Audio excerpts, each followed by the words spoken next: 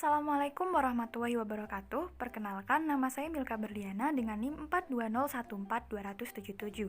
Pada kesempatan kali ini, saya akan memperagakan praktikum efek fotolistrik menggunakan website pad sebagai proyek akhir mata kuliah Fisika Modern. Tujuan percobaan kali ini adalah mengetahui pengaruh intensitas dan frekuensi sumber cahaya, sumber tegangan, serta jenis logam yang dipakai dalam proses terjadinya efek fotolistrik. Untuk langkah percobaannya dapat teman-teman lihat pada slide berikut ini. Kemudian langsung kita coba saja untuk uji cobanya. Nah, berikut ini adalah tampilan percobaan efek fotolistrik pada simulator yang ada di website pad. Nah, sebelum kita mulai untuk percobaan kali ini, tahukah kalian apa itu pengertian dari efek fotolistrik?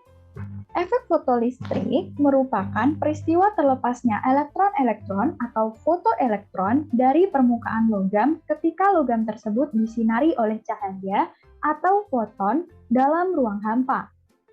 Sehingga terdapat arus listrik yang timbul dari plat logam yang mengeluarkan fotoelektron menuju ke plat logam lainnya. Elektron ini dapat lepas akibat dari energi foton yang merupakan bagian dari gelombang elektromagnetik. Energi foton ini dipengaruhi oleh besarnya nilai frekuensi dari cahaya yang digunakan.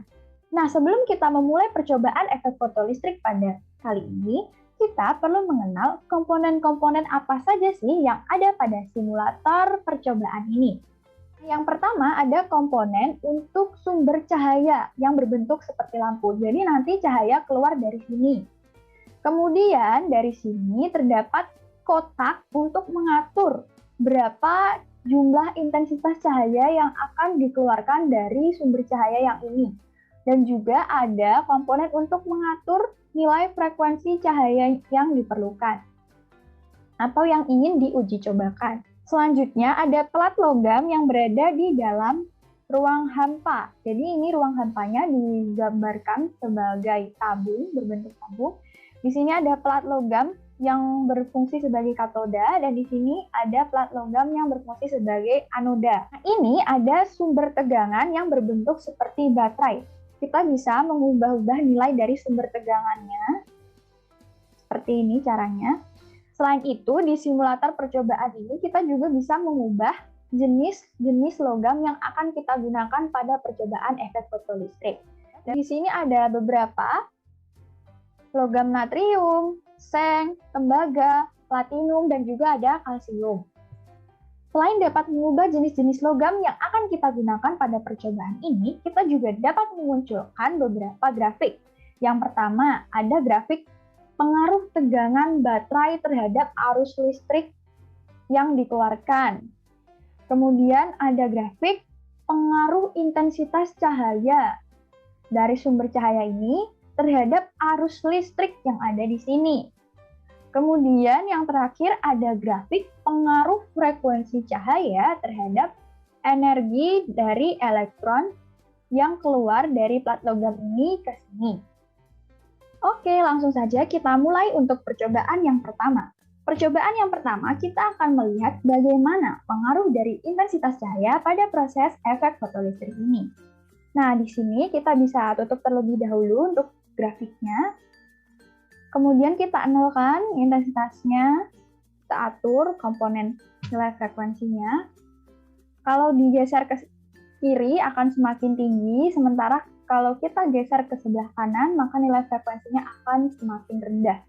Di sini intensitas cahayanya masih bernilai 0. Lalu kita coba untuk menaikkan intensitas cahayanya. Kita naikkan secara perlahan.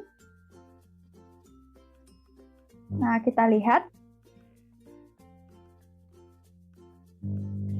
Nah, saat kita menaikkan intensitas cahaya dari cahaya yang mengenai plat logam, maka elektron dari plat logam ini, yang disebut fotoelektron ini, akan mulai terlepas dari plat logamnya.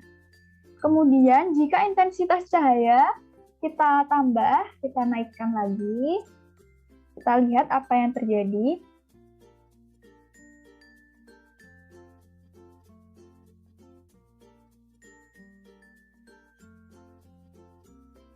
Nah, di sini dapat kita simpulkan bahwa semakin tinggi nilai intensitas cahaya, maka semakin banyak jumlah elektron yang terlepas dari pelat logam.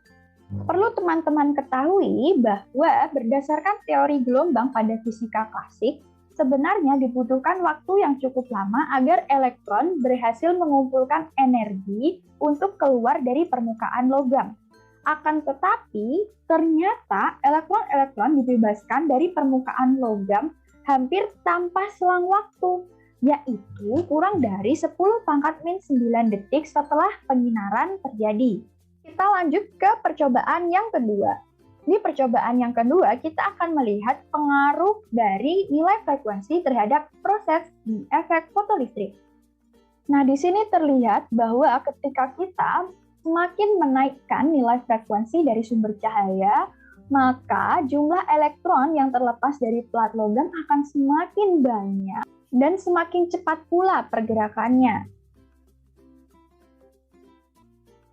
Saat kita menurunkan nilai frekuensi dari sumber cahaya, maka elektron yang terlepas dari pelat logam lama-kelamaan akan semakin berkurang seiring dengan mengecilnya nilai frekuensi. Kemudian, pada suatu nilai frekuensi tertentu, elektron tidak dapat terlepas dari pelat logam. Nah, frekuensi inilah yang kemudian disebut dengan frekuensi ambang logam atau F0. Frekuensi ambang logam yaitu ketika frekuensi dari sumber cahaya yang mengenai pelat logam tidak dapat menyebabkan pelat logam itu melepaskan elektronnya. Dengan demikian dapat disimpulkan bahwa cahaya yang mungkin melepaskan elektron dari pelat logam atau menyebabkan terjadinya efek fotolistrik hanyalah cahaya dengan nilai frekuensi yang lebih besar dari nilai frekuensi ambang logamnya. Namun, dalam fisika klasik, jika cahaya merupakan gelombang, maka seharusnya semakin tinggi intensitas cahaya yang diberikan, maka semakin besar arus listrik yang terdeteksi. Faktanya, pada percobaan ini, saat intensitas cahayanya tinggi, akan tetapi nilai frekuensi dari sumber cahaya itu sendiri rendah, maka tidak akan ada elektron yang mampu terlepas dari pelat logam. Sementara itu, saat frekuensinya dinaikkan atau panjang gelombang cahayanya menjadi lebih pendek, elektron tetap dapat terlepas dari pelat logam.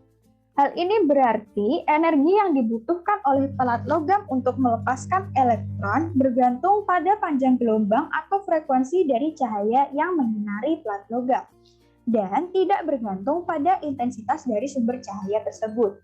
Namun, fenomena ini tidak dapat dijelaskan oleh para fisikawan pada saat zaman fisika klasik.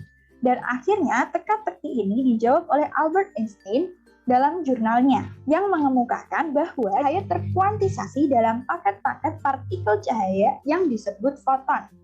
Meskipun intensitas cahaya yang diberikan sudah maksimal, namun dengan nilai frekuensi sumber cahaya yang rendah, maka foton tidak memiliki cukup energi untuk melepaskan elektron dari ikatannya.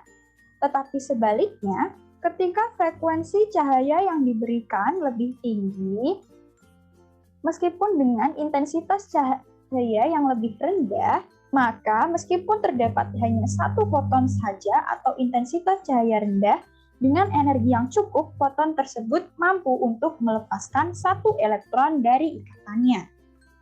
Selanjutnya, kita akan masuk ke percobaan yang ketiga, yaitu untuk melihat bagaimana pengaruh sumber tegangan listrik terhadap percobaan efek fotolistrik ini.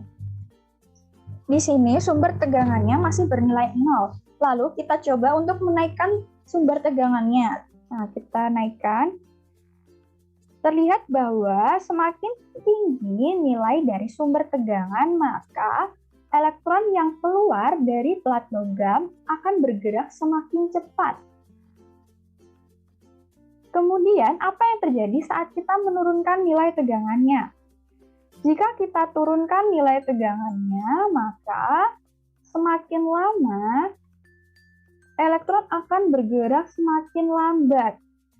Dan hal ini juga berdampak pada jumlah arus listrik.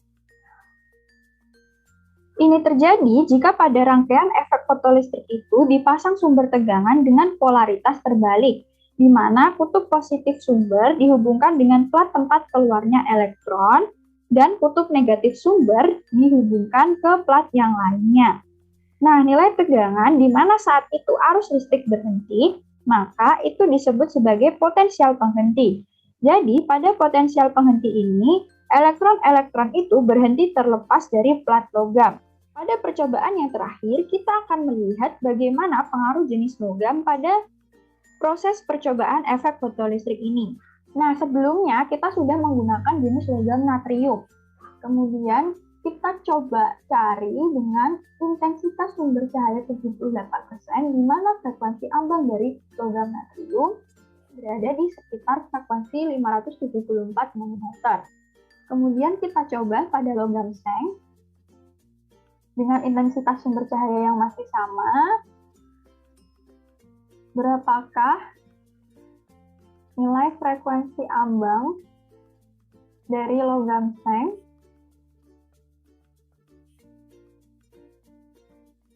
kita lihat di sekitar frekuensi 350 nanometer, 345 nanometer, di sekitar frekuensi 330 nanometer, frekuensi ambang logam seng ini terjadi. Kemudian kita coba untuk jenis logam yang lain, tembaga.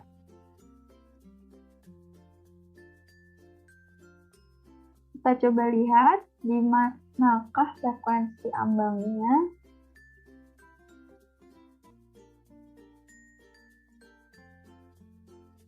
Di sekitar 270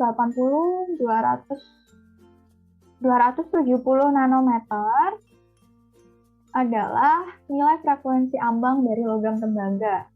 Kemudian untuk logam platinum,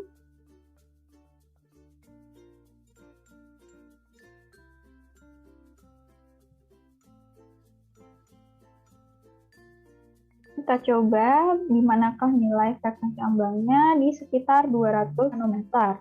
Jadi, berdasarkan percobaan jenis logam yang digunakan pada percobaan ini, maka dapat disimpulkan bahwa setiap jenis logam itu memiliki nilai frekuensi ambang yang berbeda-beda.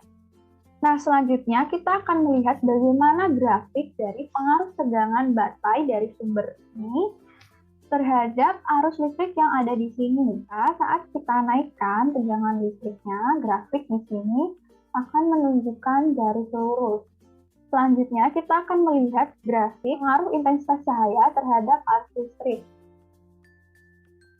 Nah, semakin kita naikkan intensitas cahaya dari sumber cahaya yang mengenai plat logam, maka arus listrik yang ada di sini akan semakin besar. Hal ini ditunjukkan pada grafik ini yang berbentuk bidang miring. Nah, arus listrik di sini, tingginya arus listrik di sini ditandai dengan semakin banyaknya jumlah elektron yang keluar dari plat logam. Nah, selanjutnya kita akan melihat grafik pengaruh frekuensi cahaya terhadap energi elektron.